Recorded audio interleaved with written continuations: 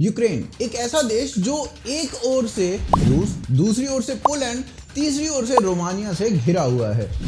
यदि हम यूक्रेन के इतिहास को देखें तो उसका एक अपना अलग कल्चर था, परंतु पोलैंड, रूस और कभी ऑस्ट्रेलिया ने उसे अपने कल्चर को, अपने स्वयं की आइडेंटिटी को बाहर निकालने ही नहीं दिया। यूक्रेन कभी पोलैंड से पराधीन होकर रहा और वहां पर क्रिश्चियनिटी का विस्तार हो गया, तो कभी रूस ने उस पर अपना आधिपत्य स्थापित कर लिया, तो कभी यूक्रेन के किसी हिस्से पर रूस का, किसी भाग पर पोलैंड का और किसी भाग पर ऑस्ट्रिया का अधिकार हो गया। यूक्रेन में फिर एक मार्शल कम्युनिटी जिसका नाम था कोज़ैक्स, उसका राइज हुआ, उसका उदय हुआ। वो यूक्रेन की मार्शल कम्युनिटी थी जिसे पोलैंड ने अपने लाभ के लिए यूज किया, और जब वो आउट ऑफ कंट्रोल हो गए, उन्होंने अपनी स्वाधीनता की लड़ाई छेड़ दी, तो भाई जैसे तैसे कठिनाइयों से ही सही पर उन्हें समाप्त कर दिया गया, कुचल दिया गया। 18वीं शताब्दी चल रही थी, उस समय यूक्रेन नाम का कोई स्थान वर्ल्ड मैप पर दिखाई नहीं देता था। ऑस्ट्रिया, हंगरी और रूस का आधिपत्य यूक्रेन पर था। तभी एक नेशनलिस्टिक मूवमेंट यूक्रेन में चलती है जिसे यूक्रेनियन नेशनल रिवाइवल के नाम से जाना जाता है, और यूक्रेन को फाइनली 1991 में स्वतंत्रता मिलती है, जब यूएसएसआर डिसॉल्व हो जाता है। 18वीं शताब्दी में प्रारंभ हुई इस लड़ाई का जो गंतव्य था वो 1991 में जाकर मिला। यदि कोई 5-6 लाइन में डिस्क्रिप्शन मांगे तो ये डिस्क्रिप्शन उपयुक्त हो सकता है, परंतु यदि आप डीप में यूक्रेन रूस की प्रॉब्लम को समझना चाहते हैं और जानना चाहते हैं कि क्या वजह है कि अभी सब कह रहे हैं कि थर्ड वर्ल्ड वॉर प्रारंभ हो सकती है, तो उसके लिए यूक्रेन के इतिहास को एटलीस्ट वर्ल्ड वॉर 1 के उपरांत से जानना अति आवश्यक हो जाता है। तभी जाकर तृतीय विश्व युद्ध समझ में आएगा, अगर वो होता भी है तो आज हम इसी विषय पर बात करेंगे। आप हमारे साथ बने रहिए, देखते रहिए आज की ताज़ा खबर।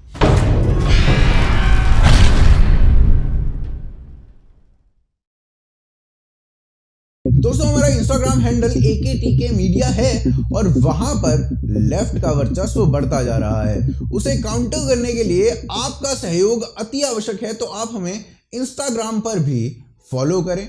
और अब चलते हैं मेन कंटेंट के ऊपर।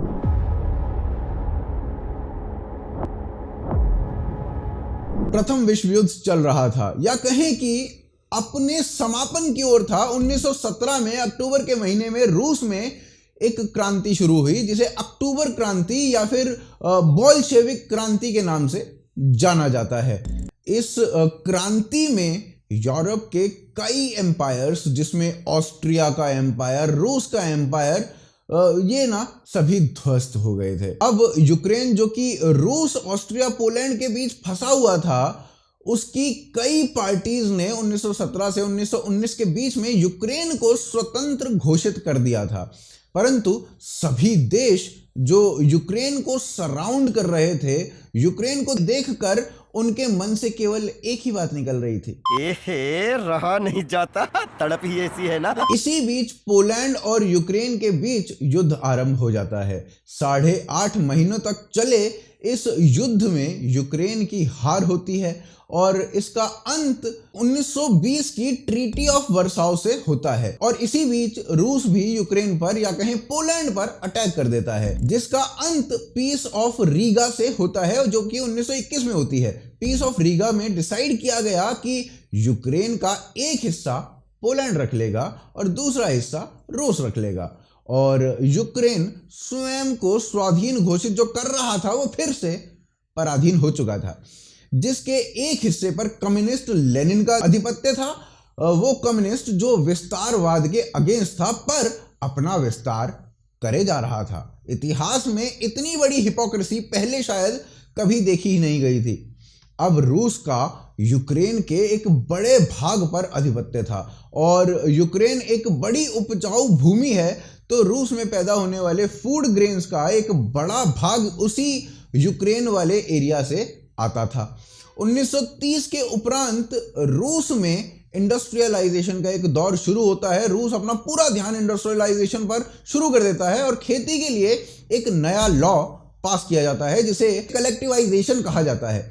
इसके अंतर्गत हर भूभाग को एक specified amount of food grain पैदावार करनी होगी और यदि वो विफल होते हैं तो उन्हें फसल से वंचित रहना पड़ेगा। यूक्रेन पर भार डाल दिया गया। 44% का कहा गया कि पूरे रूस में जितनी फसल रिक्वायरमेंट है उसका 44% यूक्रेन के एरिया को पैदा करना होगा, परंतु यूक्रेन ऐसा करने में विफल रहता है, जिसका परिणाम यह होता है कि यूक्रेन वाले एरिया को फोर्सफुली वहां से फसल छीन ली जाती है। उस एरिया में फेमाइन यानी कि भूखमरी आ जाती है और जो ऑफिशियल डेटा है वो बताता है कि 10 मिलियन या कहें 1 करोड़ लोग उस फोर्सफुल भूखमरी में मारे गए थे, जिसे वो जेनोसाइड भी कहते हैं। कम्युनिज्म अपना असर रूस में दिखा रहा था। रूस इस फेमाइन के बारे में किसी को भनक तक नहीं लगने दे रहा था, समाचारों को दबाया जा रहा था और 1931 से 1934 में हुए इस जेनोसाइड के बारे में कुछ लिखा पढ़ा नहीं जा रहा था। 1980 में फाइनली रूस ने कहा कि वो थोड़ा ना उस वक्त बैड वेदर हो गया था। 1930 में तो थोड़ी सी दिक्कत हो गई थी, जबकि वो एक जेनोसाइड था जिसका ब्लेम बैड वेदर पर थोप दिया गया। वहीं दूसरी ओर यूक्रेन का जो भाग पोलैंड के पास था वहां पर भी यूक्रेनियंस की कोई अच्छी कंडीशन नहीं थी। यूक्रेनियंस को सेकंड कैटेगरी सिटीजन माना जाता था, उनसे भेदभाव होता था, तो वहां पर भी हीन भावना बढ़ रही थी और 1930 में वहां रिटेलिएशन की भावना जो थी वो चरम पर थी। परंतु इतने में ही थोड़े समय बाद द्वितीय विश्व युद्ध प्रारंभ हो जाता है और एक ओर से जर्मनी, दूसरे ओर से रूस पोलैंड पर अटैक कर देता है। नाजी जर्मनी एक बड़े हिस्से पर अपना वर्चस्व स्थापित कर लेता है और यूक्रेन के लोगों को एक और अटैक सहना पड़ता है और जर्मन्स उनको गुलामी करवाते हैं, उनसे उस तरीके का बर्ताव करते हैं जैसे ज्यूज के साथ किया जाता था। और अब यूक्रेनियंस रूस का समर्थन करते हैं जर्मनी से लड़ने के लिए, उनसे जीतने के लिए, और जर्मन्स को भगाने में उन्हें सफलता भी मिलती है।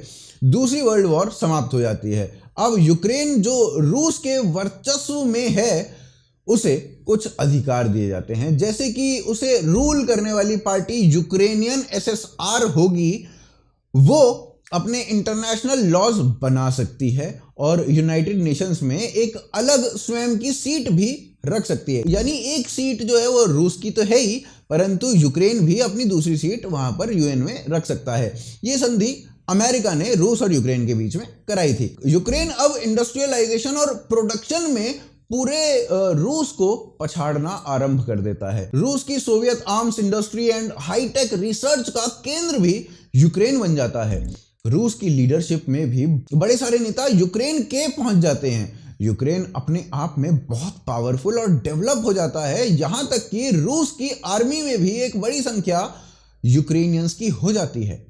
और फिर आता है 21 जनवरी 1990 का वो ऐतिहासिक दिन जब 3 लाख यूक्रेनियन एक ह्यूमन चेन बनाकर अपनी स्वाधीनता की डिमांड कर देते हैं। 2 अक्टूबर से 17 अक्टूबर तक रेवोल्यूशन ऑफ ग्रेनाइट हुआ, जिसमें स्टूडेंट्स की डिमांड थी कि यूक्रेन को रूस से स्वाधीन कराया जाए, जिसके उपरांत वहां पर रेफरेंडम कराया गया और 90% यूक्रेनियंस ने स्वाधीनता के पक्ष में डिसीजन दिया, वोट दिया।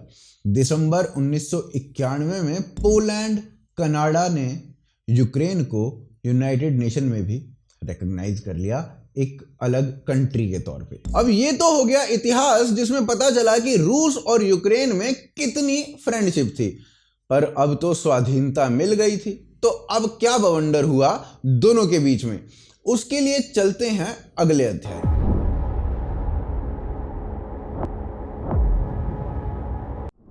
यूक्रेन को स्वाधीनता तो मिल गई, परंतु कुछ ही समय में यूक्रेन की इकोनॉमी चरमराने लगी।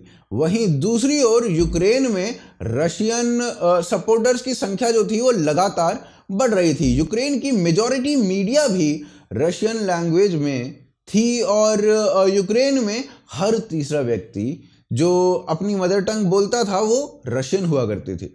तो ऐसे में रूस के लिए सपोर्ट स्वाभाविक रूप से यूक्रेन के अंदर बढ़ रहा था और 2013 में क्रेमिया नाम के एक स्थान जो कि यूक्रेन का पार्ट था, उस पर रूस अपना आधिपत्य स्थापित कर लेता है। वैसे तो ये जो सत्ता का हस्तांतरण था ये प्लेबिसिट या फिर रेफरेंडम के द्वारा ही हुआ था, परंतु जो रेफरेंडम हुआ था वो रशियन आर्मी के इन्फ्लुएंस के अंडर हुआ था और लोगों को डराकर रेफरेंडम कराया गया था। इस रेफरेंडम को सही से कराने के लिए यूएन की कोई बॉडी भी वहां पर उपस्थित नहीं थी। क्रेमिया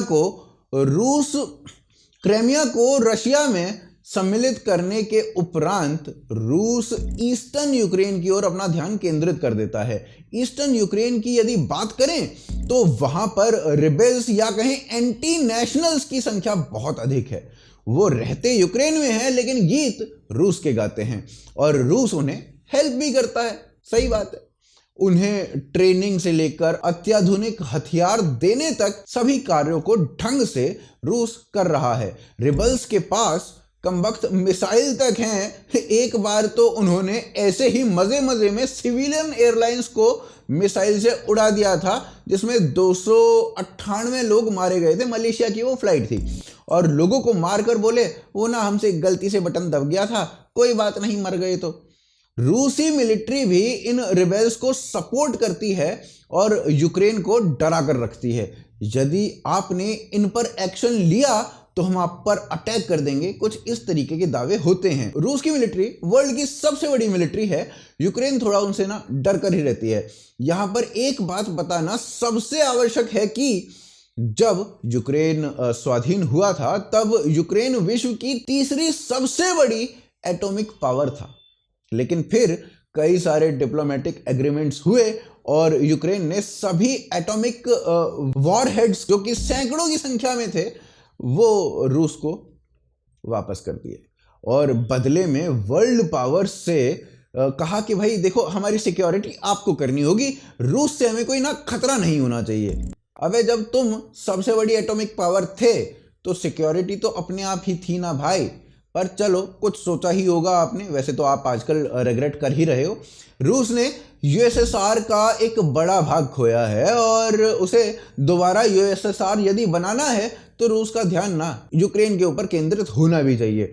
उस दिशा में पुतिन ने कई भाषण भी दिए हैं जिसमें उसने आउटराइटली बोला है रशियंस और Ukrainians were one people a single whole. तो भाई रूस तो अपना वर्चस्व फिर से यूक्रेन पर करना चाहता है, ये तो समझ में आ रहा है और रशिया की जो स्ट्रेटजीज हैं वो भी उसी डायरेक्शन में जाती हुई दिख रही हैं। पर क्या रूस पूर्णतः गलत है? यहां पर किसी और की कोई गलती ही नहीं है। उसे देखते हैं अगले अध्याय में।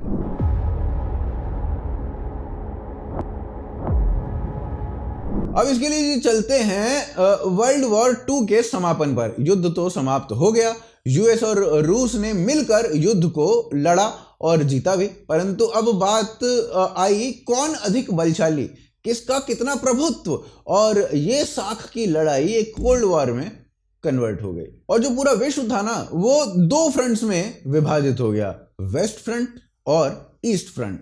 वेस्ट फ्रंट को यूएस लीड करता था और ईस्ट फ्रंट को रूस। अब साख की लड़ाई जब चल ही रही थी और ऐसे में एक अलायंस होता है उन कंट्रीज का जो अमेरिका को फेवर कर रहे थे, यानी जिसे आप वेस्ट फ्रंट कह रहे हैं, और उस अग्रीमेंट को नाटो समझौता कहा गया जिसमें सभी उन देशों ने अलायंस किया जो अमेरिका को फेवर कर रहे थे।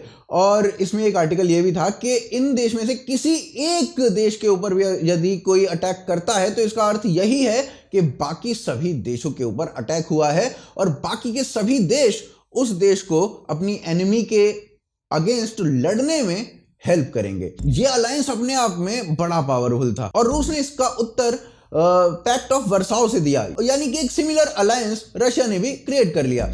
अमेरिका के संपर्क में सभी राइट विंग नेशंस थे और रशिया के साथ सभी लेफ्ट विंग या कम्युनिस्ट नेशंस थे। अब इस कहानी में होती है जर्मनी की एंट्री और जर्मनी ईस्ट और वेस्ट 2 भागों में विभाजित था, यानी कि 1990 तक ईस्ट जर्मनी वेस्ट जर्मनी 2 अलग अलग कंट्रीज हुआ करती थी। 1990 में दोनों कंट्रीज जर्मनी को यूनिफाई करने का मन बना लेती हैं। अब से पहले दोनों एक दूसरे के कट्टर दुश्मन थे और मतलब वो इस बात से भी समझ में आ सकता है कि वेस्ट जर्मनी नाटो के साथ था और ईस्ट जर्मनी जो था उसने वर्साओ पैक्ट को साइन किया था, यानी वो रशिया के साथ था। यानी एक यूएस का सपोर्टर, दूसरा रशिया का सपोर्टर, और दोनों अब यूनिफाई हो रहे हैं। तो वर्साओ पैक्ट माना जाएगा या नाटो सदस्यता मानी जाएगी? क्या माना जाएगा? जर्मनी ने नाटो को चुनने का मन बनाया। अब इस पर रूस और अमेरिका के बीच में वार्ता हुई और यूएसए ने रशिया से पूछा, तुम्हें तो कोई दिक्कत नहीं है ना भाई? तो रशिया ने कहा कि चलो ठीक है, दिक्कत कोई नहीं है, परंतु एक बात ये होनी चाहिए कि नाटो का जो अब स्टेटस है वो वही रहना चाहिए। ये यूरोप में और ऐसा ना हो कि कहीं और इनमें कंट्रीज जो हैं वो आप नाटो के अंदर जोड़ते जाओ। और ये ना एक वर्बल कम्युनिकेशन दोनों ही नेशंस के बीच में हुआ था, जिसकी कोई पेपर वर्क तैयार नहीं हुआ। अब 1990 में जर्मनी यूनिफाई हुआ और उसने नाटो को चुन लिया। अब 1991 में यूएसएसआर का विभाजन हो गया और विश्व के सामने एक पिक्चर गई कि रशिया की शक्ति अब क्षीण हो रही है। और 1990 से 2020 तक 20 अन्य देशों ने नाटो ज्वाइन कर लिया। और अब तो बात यहां तक हो गई कि यूक्रेन भी नाटो ज्वाइन कर ले। 2008 में बुश के समय की बात है, यूक्रेन के नाटो ज्वाइन करने की बात काफी आगे तक पहुंच चुकी थी, जिससे रशिया काफी क्रोधित हो गया। अब नाटो देश जो थे वो रूस की जड़ तक पहुंच चुके थे। ये रशिया की साख की लड़ाई थी। अब जब रशिया की साख की लड़ाई चल रही थी तो भैया रशिया क्यों पीछे हटता? तो रशिया कह रहा है कि भैया ये नाटो बंद करो और यूक्रेन पे मैं अटैक कर दूंगा अदरवाइज। और वो यूक्रेन को अपने पास लाना इसीलिए चाह रहा है ताकि एक रेड लाइन वहां पर खींच सके। परंतु यदि वो यूक्रेन पर अटैक करता है तो इधर से यूरोपियन जो नेशंस हैं और अमेरिका जो है वो रशिया पर अटैक कर सकता है, और जिससे स्थिति पैदा होती है तृतीय विश्व युद्ध की। अगर ऐसा होता है तो एक तृतीय विश्व युद्ध पूरे विश्व में हो सकता है। तो आशान्वित हूं आपको वीडियो पसंद आई होगी। यदि आपको वीडियो पसंद आई है तो आप इस वीडियो को लाइक करें, शेयर करें, और आप हमें सपोर्ट कर सकते हैं जी पे, फोन पे या पेटीएम के थ्रू, यूपीआई के थ्रू। पेटीएम तो है ही, तो आप सपोर्ट करें। हमारी मर्चेंडाइज आप भोकालफैक्ट्री.com से खरीद सकते हैं। साथ ही साथ आप हमें ट्विटर, फेसबुक, इंस्टाग्राम पर फॉलो कर सकते हैं। आप देख रहे थे आज की ताज़ा खबर। जय हिंद, जय भारत।